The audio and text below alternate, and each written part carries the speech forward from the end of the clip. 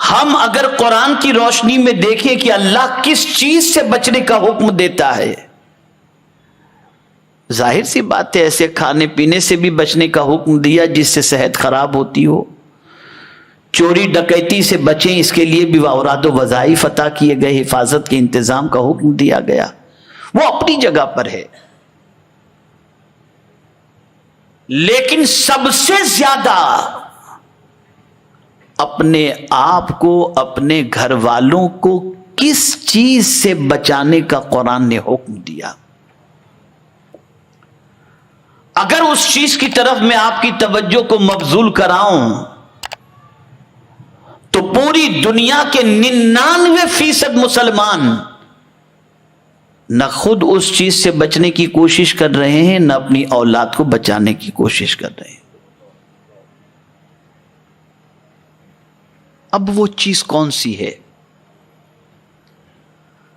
ہم یہ تو کوشش کرتے ہیں کہ ہمارا بچہ فاقے سے بچ جائے، دکان پہلے سے بنا کے دے دو، بے گھر نہ ہو مکان پہلے سے بنا کر دے دو، فاقہ کشی کا شکار نہ ہو تعلیم دلا دو، ٹھیک ہے، کوئی غلط بات نہیں۔ لیکن ہم قرآن سے پوچھتے ہیں، قرآن تو ہمیں بتا ہم کس چیز سے بچیں اور اپنی اولاد کو کس چیز سے بچائیں، اپنے گھر والوں کو کس چیز سے بچائیں۔ تو اب آئیے قرآن کیا کہتا ہے میں آپ کو بتاؤں۔ قرآن کہتا ہے یا ایھا الذین آمنوا قوا انفسکم واہلیکم نارا، اے ایمان والو اپنے آپ کو اور اپنے گھر والوں کو جہنم کی آگ سے بچاؤ۔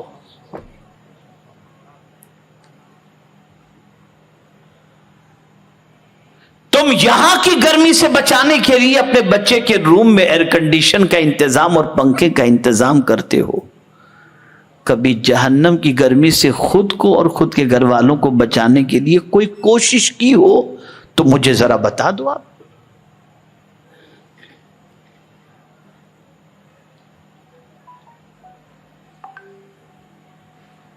بلکہ آج کا مسلمان اتنا بے باک ہو گیا، اتنا بے باک ہو گیا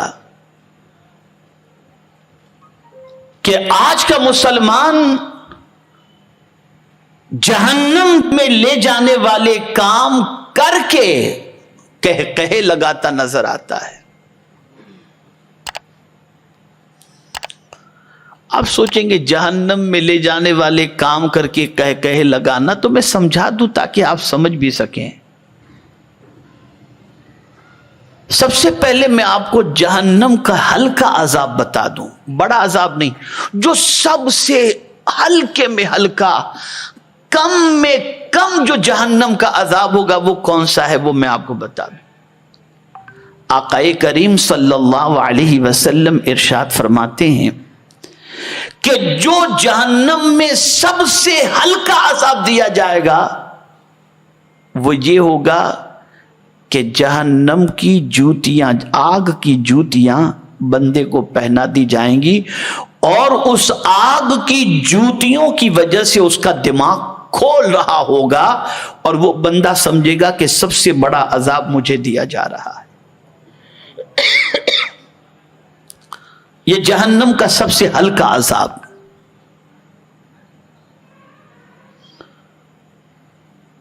اب یہ عذاب ملے گا کس کو؟ اس عذاب کے اندر گرفتار ہوگا کون؟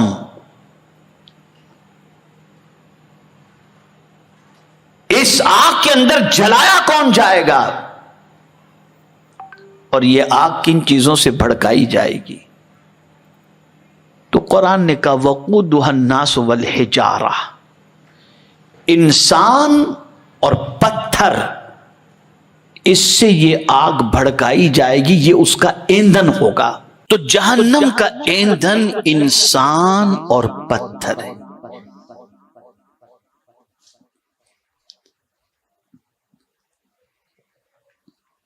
جہنم کی آگ کو جو بھڑکایا جائے گا، تو اس میں انسان ڈالے جائیں گے اور پتھر ڈالے جائیں گے۔ میرے پیارے آقا صلی اللہ تعالی علیہ وسلم کے پیارے دیوانوں، اسی لیے ایک 6 سال کے ننھے سے بچے کو روتے ہوئے دیکھا گیا۔ 6 سال کے بچے کے بارے میں آپ غور کریں، آج کے 6 سال کے بچے ٹی وی کے سامنے گیم کے ساتھ الجھے ہوئے رہتے ہیں، لیکن پرانے زمانے کے اندر ایک 6 سال کا بچہ رو رہا ہے، آنکھوں سے آنسو جا رہے ہیں۔ ماں نے پوچھا بیٹے کیا بات ہے، کیوں رو رہے ہو؟ کسی نے کچھ کہا، کوئی بات ہو گئی؟ کہا نہیں ماں، کسی نے کچھ کہا نہیں ہے، اور نہ کسی سے جھگڑا ہوا، نہ کسی نے مجھے مارا، کوئی ایسی بات نہیں۔ بیٹے پھر بلک بلک کے کیوں رو رہے ہو؟ بچے نے کہا ماں آج میں قرآن پڑھ رہا تھا، اور قرآن پڑھتے پڑھتے اس آیت پر پہنچا کہ قو انفسکم واہلیکم نارا وقودھا الناس والحجارہ، اپنے آپ کو اور اپنے گھر والوں کو جہنم کی آگ سے بچاؤ جس کا ایندھن انسان اور پتھر ہیں۔ تو جہنم کی آگ بھڑکائی جائے گی تو انسانوں کو جہنم میں ڈال کر جہنم کی آگ کو بھڑکایا جائے گا۔ تو میں نے میری ماں تجھے دیکھا ہے، تو بھی گھر میں جب چولہا جلاتی ہے نا تو بڑی لکڑیوں کو بعد میں ڈالتی ہے، چھوٹی کو پہلے ڈالتی ہے۔ تو میں اس لیے رو رہا ہوں کہ کہیں جہنم کو جلانے کے لیے مجھ جیسے چھوٹے بچے کو اللہ پہلے داخل تو نہیں کرے گا۔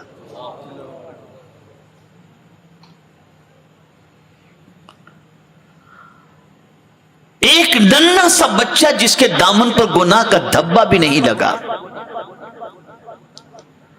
جس پر نماز بھی فرض نہیں ہوئی، روزے بھی فرض نہیں ہوئے، جو شریعت کا مکلف بھی نہیں ہے، وہ اللہ سے اتنا ڈر رہا ہے۔ اور آج کا نوجوان خوب جی بھر کر کے عیاشیاں کر رہا ہے، بد کرداری کر رہا ہے، برائیاں کر رہا ہے، نماز چھوڑ رہا ہے، اسے فکر ہی نہیں ہے۔ وہ تو یہ سمجھتا ہے جنت تو میری جاگیر ہے، میں جب چاہوں قدم ڈال کے چلا جاؤں گا۔ اور کچھ ہم لوگوں نے سستے میں جنت بانٹنا شروع کر دیا، ہمارا ہاتھ چومو سیدھے جنت میں۔ اتنی سستی ہم لوگوں نے جنت بنا لی ہے۔